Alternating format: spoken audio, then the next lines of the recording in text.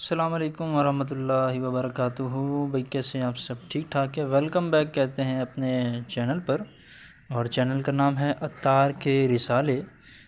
اس channel پر جو videos ہم بنائیں گے ان ویڈیوز کے اندر امیر اہل سنت کے رسالوں میں سے یا دعوت اسلامی نے جو کتب چھاپی ہیں تو ان کا مواد، ان کا کنٹینٹ، ان کی تحریریں آپ کو بتائیں گے۔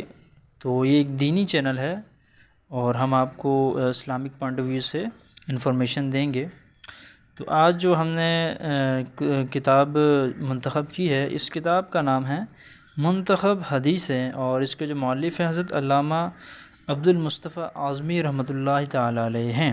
تو ہماری پہلی ویڈیو ہے، اور آج کی ویڈیو میں ہم آپ کو ایک حدیث بتائیں گے، اور پھر حدیث کی ترجمہ اور اس کی شرح یہ بھی بتائیں گے، اور اس کے متعلق ایک واقعہ ہے وہ بھی عرض کریں گے۔ تو چلتے ہیں آج کی حدیث کی طرف۔ بسم اللہ الرحمن الرحیم۔ نیت کا پھل، یعنی یہ حدیث نیت کے حوالے سے عن عمر بن الخطاب رضی اللہ تعالی عنہ، حضرت عمر بن خطاب رضی اللہ تعالی عنہ سے یہ روایت ہے۔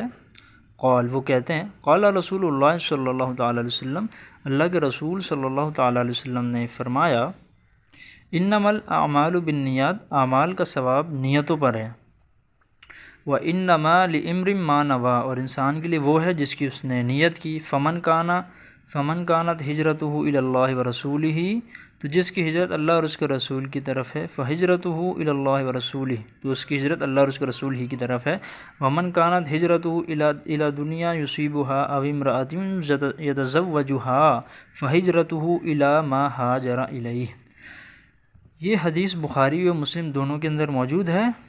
چلتے ہیں اس حدیث کے ترجمے کی جانب۔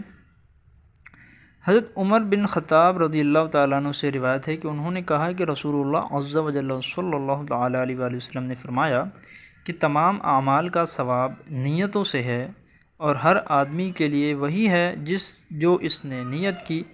جس شخص کی ہجرت اللہ اور اس کے رسول کی طرف ہو تو اس کی ہجرت اللہ اور اس کے رسول کے لیے ہے، اور جس شخص کی ہجرت دنیا حاصل کرنے کے لیے یا کسی عورت سے نکاح کے واسطے ہو تو اس کی ہجرت اسی کے لیے ہوگی جس کی طرف اس نے ہجرت کی ہے۔ تو اس حدیث میں جو ہجرت کی بات، اس پر ایک واقعہ ہے کہ ایک عورت تھی مدینہ میں جس کا نام تھا قیلہ، اسے ام قیس کہہ کر لوگ پکارتے تھے۔ تو اس کی طرف کسی ایک شخص نے نکاح کا پیغام بھیجا، تو اس عورت نے کہا کہ تم مکہ چھوڑ کر مکے سے مدینہ ہجرت کر لو اور آ کے مجھ سے نکاح کر لو، مکے سے مدینہ آپ کو ہجرت کرنی پڑے گی۔ تو اس شخص نے مکے سے مدینہ نکاح کرنے کے لیے، اس عورت سے نکاح کرنے کے لیے ہجرت کی۔ تو جب یہ واقعہ حضور صلی اللہ علیہ وسلم کو پتہ چلا تو آپ نے فرمایا، انما الاعمال بالنیات، اعمال کا دار و مدار نیتوں پر ہے۔ یعنی اگر اللہ کے رسول کے لیے آپ نے ہجرت کی ہوتی تو آپ کو ثواب ملتا، لیکن آپ نے دنیا کے لیے یا عورت سے نکاح کرنے کے لیے ہجرت کی ہے تو اس پر آپ کو وہ ثواب نہیں ملے گا۔ تو اس حدیث کی اہمیت کی جانب چلتے ہیں۔ کیا اہمیت ہے حدیث کی؟ محدثین نے اس حدیث کو ان بنیادی حدیثوں میں سے شمار کیا ہے جن پر دین اسلام کا دار و مدار ہے۔ بہت اہم حدیث ہے یہ۔ چنانچہ اس حدیث کے بارے میں ابو داؤد محدث کا قول ہے کہ لاکھوں حدیث کے خزانے میں سے دین پر عمل کرنے کے لیے صرف 4 حدیثیں کافی ہیں، اور ان 4 میں سے ایک انما الاعمال بالنیات، یعنی یہ والی حدیث ہے۔ تو اس حدیث کی کتنی اہمیت ہے؟ لاکھوں میں سے صرف 4 حدیثیں ہیں جو کہ بہت ہی اہم، ان میں سے ایک حدیث یہ ہے۔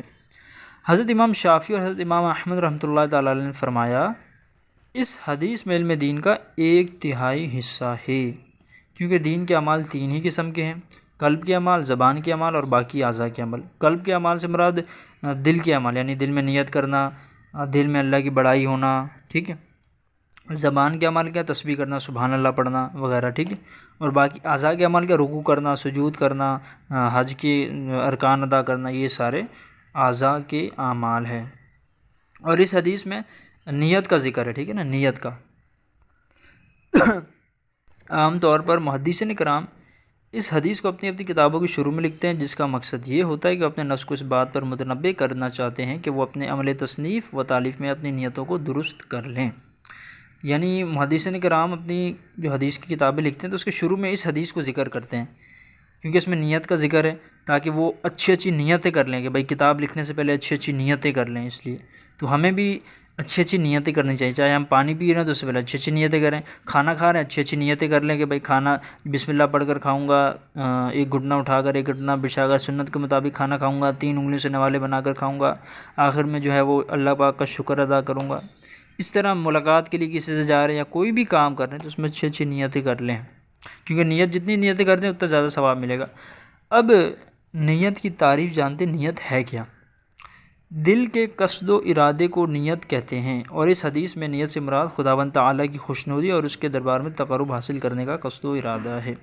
یعنی آپ نے دل میں ارادہ کیا، یہ ہو گئی نیت۔ مثال کے طور پر آپ نماز پڑھ رہے ہیں تو آپ کے دل میں نیت ہے یار عشاء کے 4 فرض پڑھ رہا ہوں اور قبلے کی طرف میرا منہ ہے اور اللہ کے لیے پڑھ رہا ہوں، تو یہ آپ کی نیت ہوگی۔ اب زبان سے بعض لوگ نیت کرتے ہیں تو زبان سے دہرا لینا اچھا ہے، ضروری نہیں ہے، دل میں ارادہ کافی ہے، پکا ارادہ، ٹھیک ہے۔ اس حدیث کی شرح میں چلتے ہیں بھائی، حدیث میں جو ہے وہ ہمیں عام لوگوں کو سمجھ نہیں آتا نا حدیث میں کیا گیا، تو حدیث کی شرح کیا بھائی، حدیث میں کیا بیان ہوا ہے؟ اس حدیث کا مطلب یہ ہے کہ اعمال 2 قسم کے ہیں، برے اعمال اور اچھے اعمال۔ برا عمل تو خواہ بری نیت سے کیا جائے یا اچھی نیت سے، اس پر ثواب ملنے کا کوئی سوال ہی نہیں ہے، اس لیے کہ برا عمل تو بہر صورت برا ہی ہے اور باعث سے عذاب ہے۔ اب اس میں دیکھو یہ بات بتائے گی کہ برا عمل اچھی نیت سے کیا ہے، یہ کیسے ہوتا ہے؟ دیکھیں مثال کے طور پر آپ جو ہے وہ آپ سود لے رہے ہیں، ٹھیک ہے، آپ نے یہ نیت کی یار سود کا جو پیسہ آ رہا ہے نا یہ میں غریبوں میں بانٹ دوں گا، یار فقیروں کو دے دوں گا۔ اب غریبوں فقیروں کو بانٹنا، دینا، ان کی مدد کرنا یہ تو ایک اچھی نیت ہے، لیکن اس پر جو ہے آپ یہ سود کا کام کر رہے ہیں نا یہ حرام ہے، ٹھیک ہے۔ تو اس طرح تو آگے چلتے ہیں۔ رہ گیا اچھا عمل، تو اس کے بارے میں شہادت نبوی ہے کہ تمام اچھے اعمال خواہ دل کے اعمال ہوں یا دوسرے اعضاء کے، اوامر پر عمل ہو یا نواہی سے بچنا۔ اوامر کسے کہتے ہیں؟ حکم دینا، یعنی جن چیزوں کا ہمیں حکم دیا، نماز پڑھنے کا حکم دیا گیا ہے، فرض روزے وغیرہ رکھنے کا حکم دیا گیا، اور نواہی سے مراد جن سے منع کیا گیا، یعنی غلط کاموں سے، حرام کاموں سے منع کیا گیا، جھوٹ، غیبت، چغلی سے، چوری سے، کسی کو ظلم کرنے سے منع کیا گیا۔